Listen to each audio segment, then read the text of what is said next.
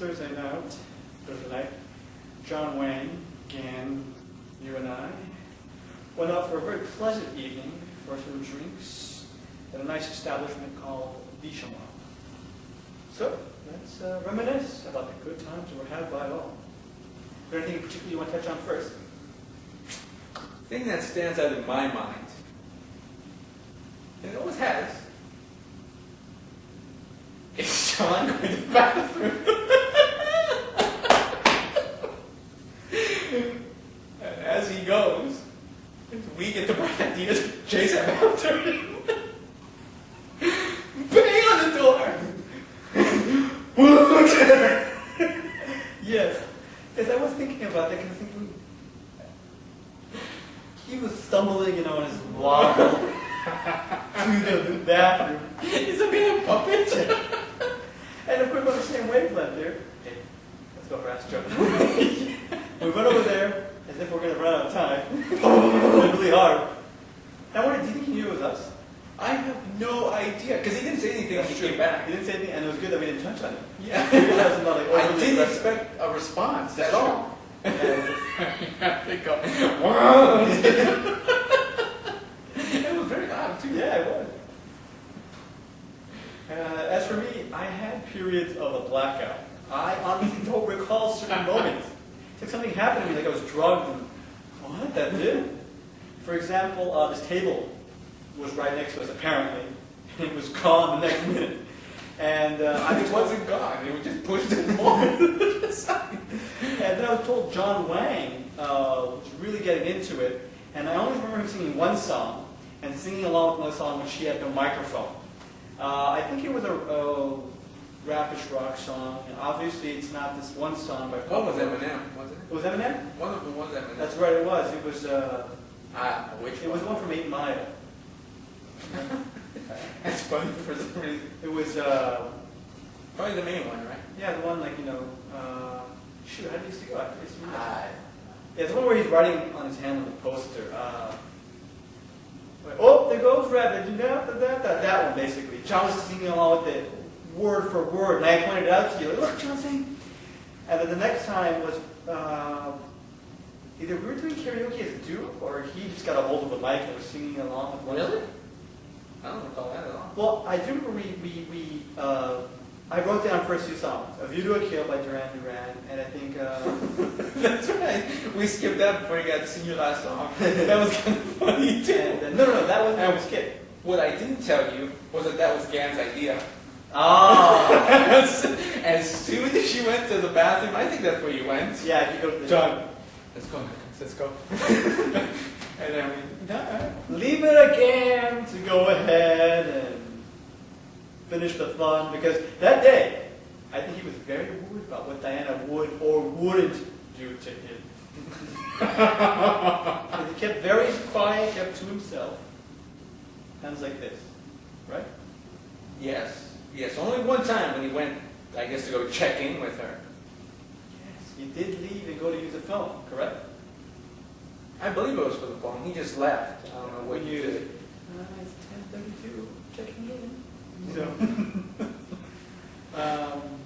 but okay, so that's why. That was very frustrating. All these guys, let's go. I said, wait, we have 2 more songs. I want to sing the songs.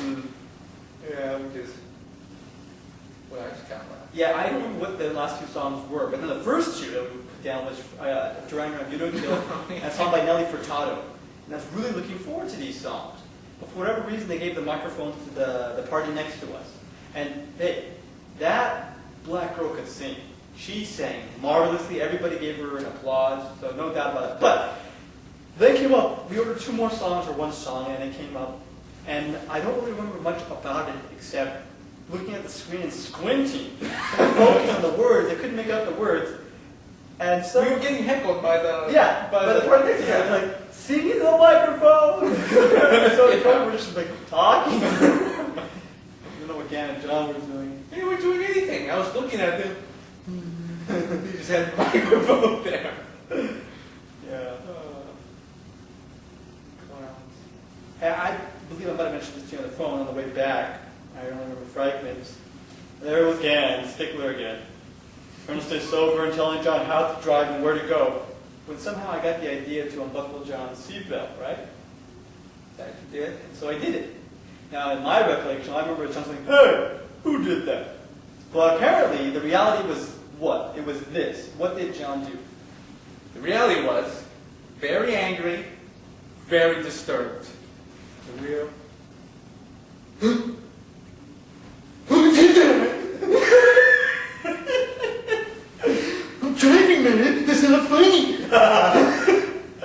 Oh, that's not cool. It's not cool. He does it again.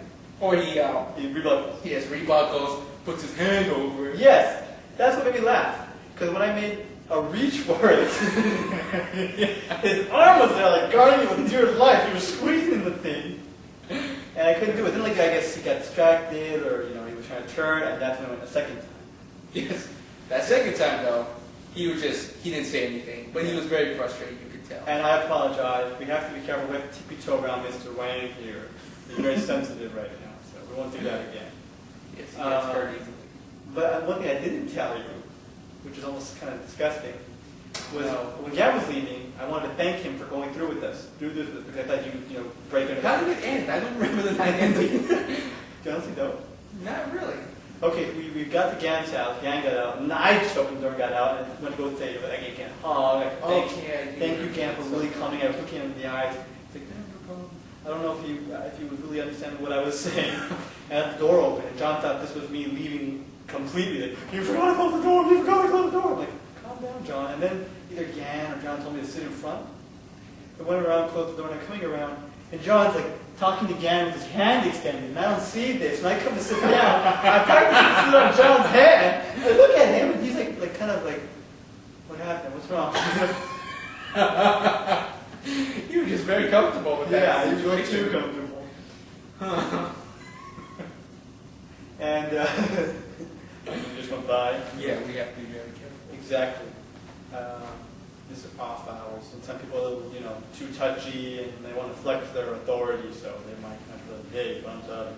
Anyway, so another thing that really amused me was after we continued to end the night, John drove us to our place, and our place being his house, we don't live together. That's what he likes to say. We really do. We share a same bed.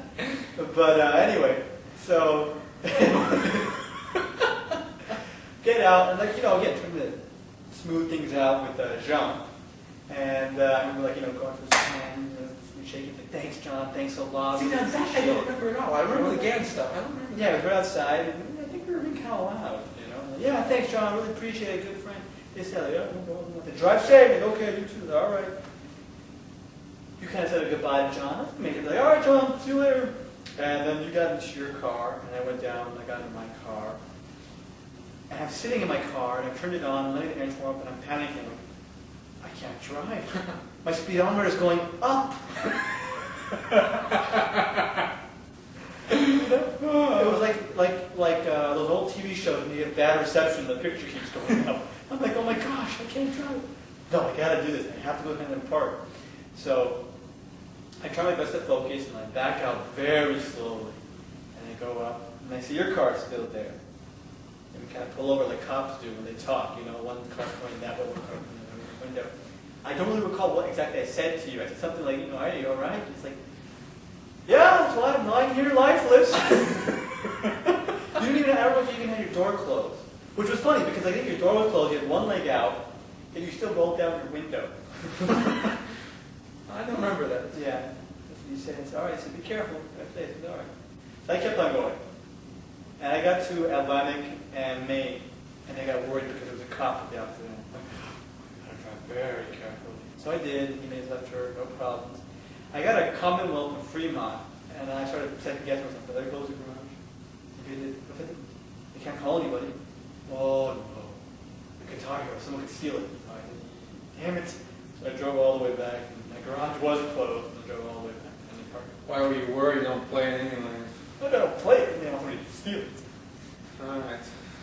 Anyway, so yeah, that was pretty funny, and then I realized